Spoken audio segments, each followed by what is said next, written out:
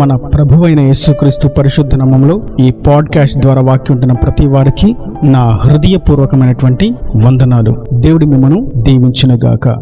ఎఫెసీయులకు రాసినటువంటి పత్రిక 5వ అధ్యాయము 18వ వచనం చివరి మాట, ఆత్మపూర్ణులై ఉండుడి. చదివినటువంటి వాక్య భాగంలో అపోస్తలుడైనటువంటి పౌలు దేవుని ఆత్మచేత దేవుని యొక్క ఉద్దేశానుసారంగా సంఘానికి తెలియచేసినటువంటి ఒక మాట, మీరు ఆత్మపూర్ణులుగా ఉండండి, అభిషేక పూర్ణులుగా ఉండండి, ఆత్మతో మీరు పూర్తిగా నింపబడండి అని చెప్తున్నారు. ఈ మాట అందరికీ కాదు గాని ఎఫెసీలో ఉన్నటువంటి సంఘానికి రాస్తూ ఉన్నాడు.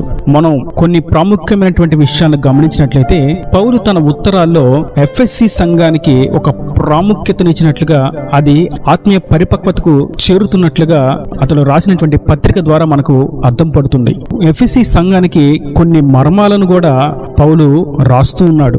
ఇంత ఆధ్యాత్మిక విలువ కలిగినటువంటి సంఘం కనుకే ఇంకా ఆత్మీయతలో ఎదగాలి అని ఆ సంఘ నాయకుడిగా, దేవుని సేవకుడిగా, సంఘ కాపరిగా వారికి మరింత ఆత్మీయ లక్షణాలను నేర్పిస్తూ ఉన్నాడు. అందులో ఒక ప్రాముఖ్యమైనటువంటి విషయం, మీరు ఆత్మపూర్ణులయ్యుండుడి. మనం గమనించినట్లయితే ఆత్మపూర్ణులయ్యుండుడి అనేటువంటి మాటలో పూర్ణము అనేటువంటి మాటను గమనిస్తాం. అనగా సంపూర్ణము, పూర్తిగా, నిండుగా, మెండుగా అనేటువంటి పర్యాయార్థాలు మనం చూస్తాం. మనము దేనితో నింపబడాలి అని వాక్యం సెలవిస్తున్నది అనగా ఆత్మతో మనం నింపబడాలి. అది కూడా కొంచెం కొంచెంగా కాదు గాని పూర్ణముగా నింపబడాలి అని మనం ఎహెచ్కేల్ గ్రంథంలో చూస్తాం. ఎహెచ్కేల్తో దేవుడు చెప్తారు, నీవు ఆ జీవ నదిలోకి ప్రవేశించు అన్నప్పుడు, ఆ నదిలోకి ప్రవేశించినప్పుడు గిలకల లోతు వెళ్తే ఈ లోతు సరిపోదు, ఇంకా 500 మీటర్లు లోపలికి వెళ్ళు. ఆ తదుపరి ప్రభు అంటారు, నీకు మోకాళ్ళ లోతు వచ్చింది, ఇది కూడా నీకు సరిపోదు, ఇంకొంచెం 500 మీటర్ల లోపలికి వెళ్ళు. మళ్ళీ వెళ్ళాడు, ఈసారి మొలల లోతు వెళ్ళాడు, ఇది కూడా నీకు సరిపోదు, ఇంకా లోతుకు వెళ్ళు, ఇంకొక 500 మీటర్ల లోపలికి వెళ్ళాడు, మెడలోతుకు వచ్చింది. ఈ యొక్క లోతు కూడా, ఈ యొక్క నింపుదల కూడా సరిపోదు హెచ్కేలు, ఇంకొంచెం నువ్వు లోపలికి వెళ్ళాలి, నీవు దానిలో పూర్తిగా నిండిపోవాలి అని ప్రభు చెప్తున్నారు. ఇప్పుడు అదే విషయాన్ని ఒక కాంట్రాస్ట్ గా, అదే విషయాన్ని తెలియచేస్తున్నట్టుగా పౌలు భక్తుడు కూడా అదే మాటను చెప్తున్నాడు, ఆత్మపూర్ణులయ్యుండుడి. ఎఫెసీ సంఘం ఆత్మతో నింపబడినది, ఆత్మ వరాలు కలిగి ఉన్నది, కానీ అక్కడ వరకు మీకు సరిపోదు. కానీ మీరు ఆత్మలో పూర్తిగా, నిండుగా, సంపూర్ణంగా నింపబడి ఉండాలని కోరుకుంటున్నాడు. నేటి దినాన ఈ వాక్యం ఉంటున్నటువంటి నా ప్రియ సహోదరులారా, మనం దేవుని ఆత్మతో నింపబడి ఉండొచ్చు, లేదా కొన్ని ఆత్మ వరాలను పొందుకుని ఉండొచ్చు, లేదా కొన్ని ఆత్మ ఫలాలు కలిగి ఉండొచ్చు. మనం వీటన్నిటిలో సంపూర్ణంగా సిద్ధి పొందాలని నేడు వాక్యం ద్వారా ప్రభు మనకు సెలవిస్తున్నారు. మనం భక్తిని చేయడం, ప్రార్థించడం, ఉపవసించడం, ఆరాధన చేయడం మంచిదే, కానీ మనం సంపూర్ణంగా మార్చబడాలని కోరుకుంటున్నారు. మరి సంపూర్ణంగా మార్చబడితే ఏమి జరుగుద్ది, దానివల్ల మనకు కలిగేటువంటి ఉపయోగాలు ఏమిటి అని మనం చూసినట్లయితే ఎన్నో ఆత్మీయమైనటువంటి పాఠాలు, ధ్యానాలు, చరిత్రలు ప్రభు మనకు తెలియజేస్తూ ఉన్నారు. అయితే నేటి దినాన ఈ క్లుప్త సమయంలో, ఈ క్లుప్త సందేశముల ద్వారా ప్రభు తెలియజేసినటువంటి మాట ఏదనగా, ఆత్మపూర్ణులుగా ఉన్న వారి ఎదుట ఏది కూడా నిలబడలేదు.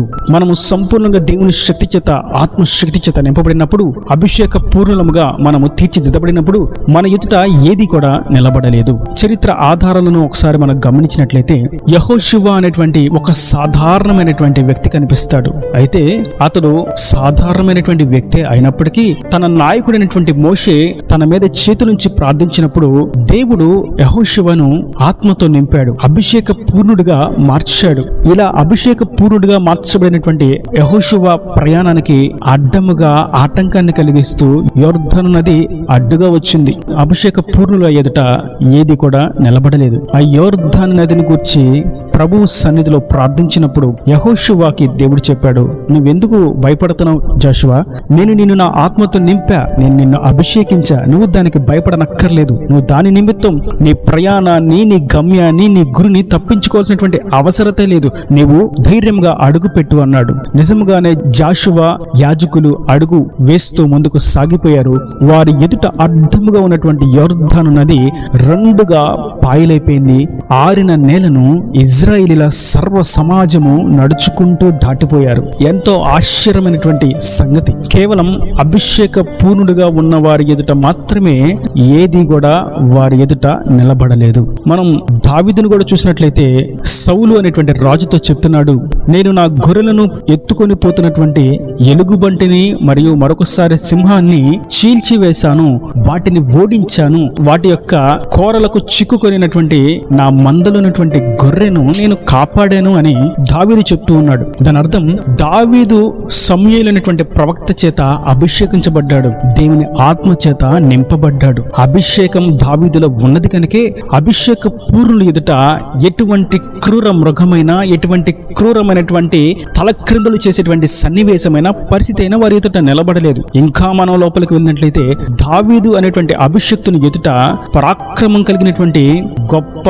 ఎత్తైనటువంటి బలాఢ్యుడైనటువంటి గొల్యాతు కూడా నిలబడలేకపోయాడు. కారణం ఆత్మపూర్ణులైన వారి ఎదుట ఎవరైనాను ఏదైనాను నిలబడలేదు. గొల్యాతు ఒక చిన్న రాయికి ఓడిపోయాడు. ఈ వాక్యం ఉంటేటువంటి నా ప్రియ సహోదరులారా, మనము ఆత్మపూర్ణముగా ఉన్నప్పుడు మన ఎదుట ఏ స్థితి అయినా, ఏ సన్నివేశమైనా, ఎవరైనా, ఏ అధికారమైనా, ఏ బలాఢ్యులైనా సరే నిలబడలేరు. అది జంతువైనా, చీకటి క్రియలైనా, లోక రాజ్యాధికారాలైనా, రాజులైనా, ఎంత గొప్పవారైనా, పేరు వహించినటువంటి గనులైనా ఎవరు కూడా తన అభిషక్తుల ఎదుట నిలబడలేరు. కనుక మనము దేవుని ఆత్మచేత నింపబడ్డానికి ఎల్లప్పుడూ సంసిద్ధముగా ఉండాలి, ఎల్లప్పుడూ వేగిరపడుతూ ఉండాలి, ఎల్లప్పుడూ తృష్ణ కలిగిన వారముగా, ఆశ కలిగిన వారముగా, ఎదురు చూస్తూ కనిపెట్టుకుని ఉండవలసిన వారమై ఉన్నాము. ఆ ఆత్మశక్తి చేత మనం నింపబడినట్లయితే మనము ఈ లోకంలో సునాయాసంగా మన ఆత్మీయ యాత్రను కొనసాగించగలుగుతాం.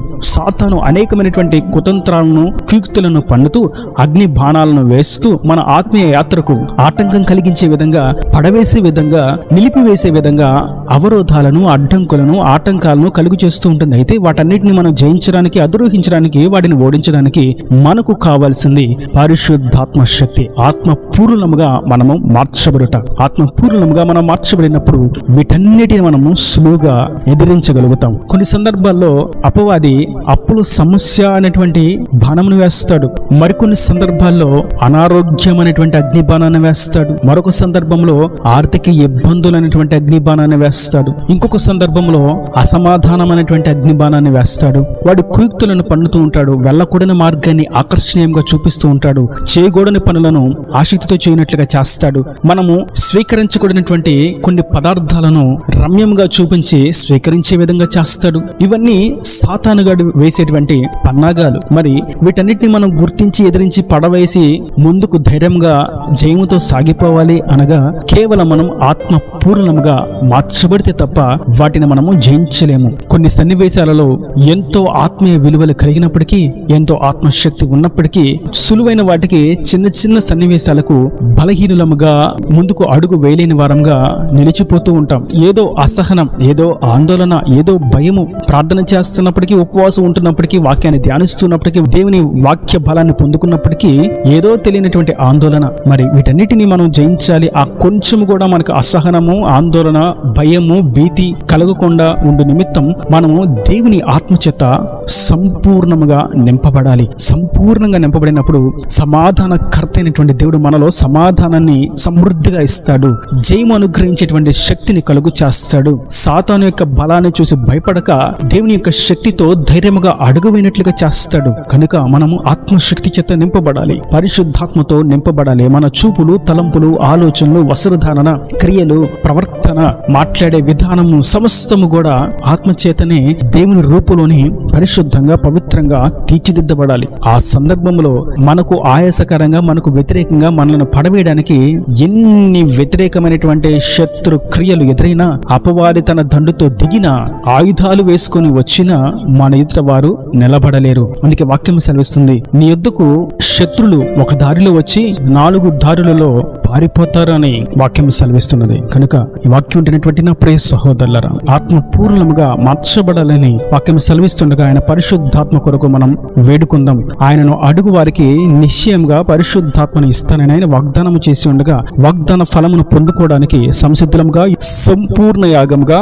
మనల్ని మనం ఆయనకు సమర్పించుకున్నట్లయితే, పవిత్రతకు కట్టుబడినట్లయితే, పరిశుద్ధతకు అంటుకట్టబడినట్లయితే, సత్య మార్గంలో స్థిరపరచబడినట్లయితే ఆయన మనకు పరిశుద్ధాత్మను అనుగ్రహిస్తాడు. ఆయన శక్తి చేత నింపి ఎదుట ఉన్నటువంటి స్థితులను శక్తిహీనంగా మార్చి జయం అనుగ్రహించి నడిపిస్తాడు. ఈ దేవుని మాటల ప్రతి వాని హృదయంలో నీరుకట్టి ఫలింపు చేయను గాక. ఆమేన్. God bless you. తలలు వంచి కన్నులు మూసినట్లయితే మీ కొరకు చిన్న ప్రార్థన. ప్రేమ స్వరూపి కరుణ కటాక్షం కలిగినటువంటి నా తండ్రి, ఈ వాక్యం ప్రతి వారిని మీరు నిండాలుగా దీవించండి, ఆశీర్వదించండి. ఆత్మపూర్ణులై ఉండాలని, సంపూర్ణంగా నీ ఆత్మశక్తి చేత నింపబడాలని మీరు సెలవిచ్చారు. ఈ వాక్యాన్ని వారందరూ నీ ఆత్మశక్తి చేత నింపబడుటకు, వారి ఎదుట ఉన్నటువంటి బలహీనతలు, అప్పులు, ఆర్థిక ఇబ్బందులు, అనారోగ్య సమస్యలు, ఓటములు, అపజయాలు, ఉద్యోగులేమి, సంతానలేమి, ఇంకా ఎన్నో సమస్యల వలయాల్లో చిక్కుబడి ఉండగా నీ శక్తి చేత నింపబడుటకు, వాటిని అధిరోహించి జయించుటకు, వారు పొందుకోవాల్సినటువంటి ఆశీర్వాదాన్ని పొందుకుంటకు మీరు సహాయం అనుగ్రహించండి. ఇంకా వారి ప్రతి అవసరతను అక్కర్ను నీ మహిమలు తీర్చి మీరు అక్కడ రాజ్యంలో సిద్ధపరచమని యేసు పరిశుద్ధ నామమున ప్రార్థించి వేడుకుంటున్నాను తండ్రి.